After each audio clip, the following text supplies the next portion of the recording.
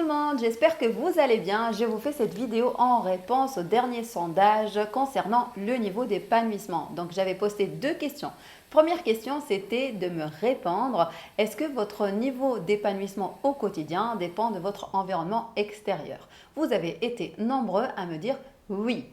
Je vais y répondre tout de suite. Deuxième question, c'était de mettre une note entre 1 à 10 pour évaluer votre niveau d'épanouissement au quotidien. Et vous avez été nombreux à donner la moyenne, c'est-à-dire 5. Alors, on va parler de tout ça. Par rapport à la première question, vous m'avez dit oui. Alors moi, je vais vous dire non. Votre niveau d'épanouissement ne dépend pas de votre environnement. Il est influencé par votre environnement, mais attention, il ne dépend pas de votre environnement extérieur. Il ne dépend que de vous, de votre manière à gérer vos émotions. Je m'explique. Quelqu'un qui part chez le médecin en lui disant voilà, j'ai un mal de dos. Que va faire le médecin? Le médecin, il va tout d'abord soulager le mal de dos grâce à un élément extérieur.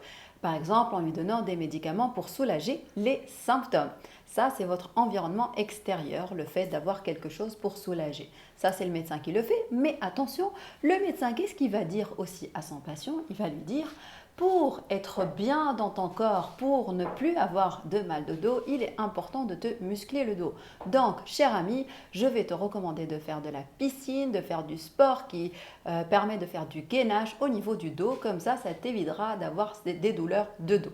Donc, vous avez compris l'analogie. Les douleurs de dos, c'est vraiment l'émotion, l'épanouissement, ce que vous ressentez. Nous pouvons traiter l'épanouissement, nous pouvons avoir plus d'épanouissement grâce à des éléments extérieurs, mais ça veut dire traiter les symptômes et non pas la source du problème.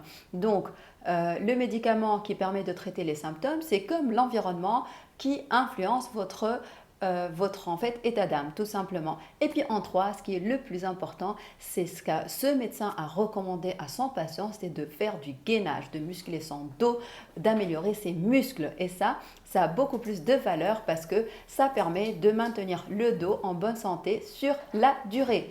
Et c'est pareil si je fais l'analogie avec l'épanouissement, muscler votre mindset, apprendre à gérer vos émotions, c'est ce qui vous permet d'être dans un état d'épanouissement élevé et non pas votre environnement extérieur. Et c'est ce que j'apprends aux personnes que je coach.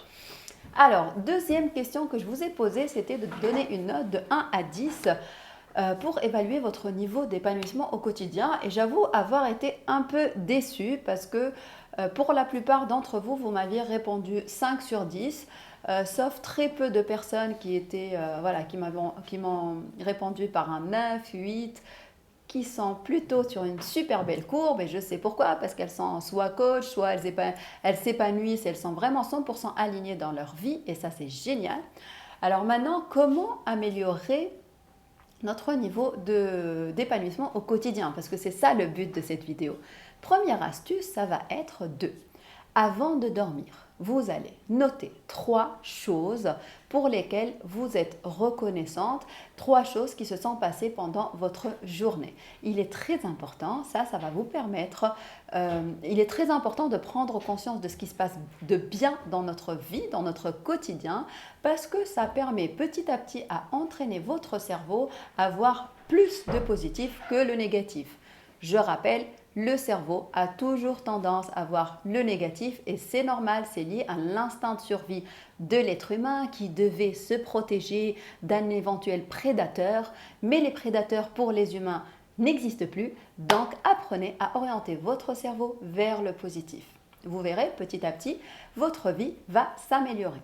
Deuxième astuce, pour les personnes qui ont mis un 5 sur 10, posez-vous la question, qu'est-ce que je dois faire, je pourrais faire pour gagner 2 points, pour passer de la note de 5 à 7 sur 10. De la même manière, vous allez vous poser la question, qu'est-ce que je pourrais faire ou ne pas faire pour descendre ma note de 5 sur 10 à 3 sur 10 ? C'est un peu pour vous faire flipper, pour faire un petit électrochoc à votre cerveau, pour vous rappeler aussi, si vous ne passez pas à l'action, la situation risque d'empirer. Là, vous êtes à 5 sur 10, mais si vous ne passez pas à l'action, si vous ne décidez pas d'améliorer les choses, vous risquez peut-être de dégrader la situation. Voilà, le but de cette vidéo, c'était de partager avec vous mon avis. Mon avis est que clairement, notre état d'épanouissement ne dépend que de nous. C'est un état interne, c'est un état intérieur. Ceci s'apprend.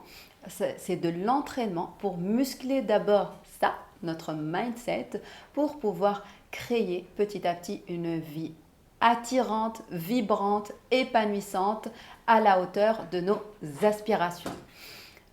Si vous avez aimé cette vidéo, n'hésitez pas à liker, à partager et à me laisser un commentaire. À très vite dans des prochaines vidéos. Merci tout le monde, je vous embrasse.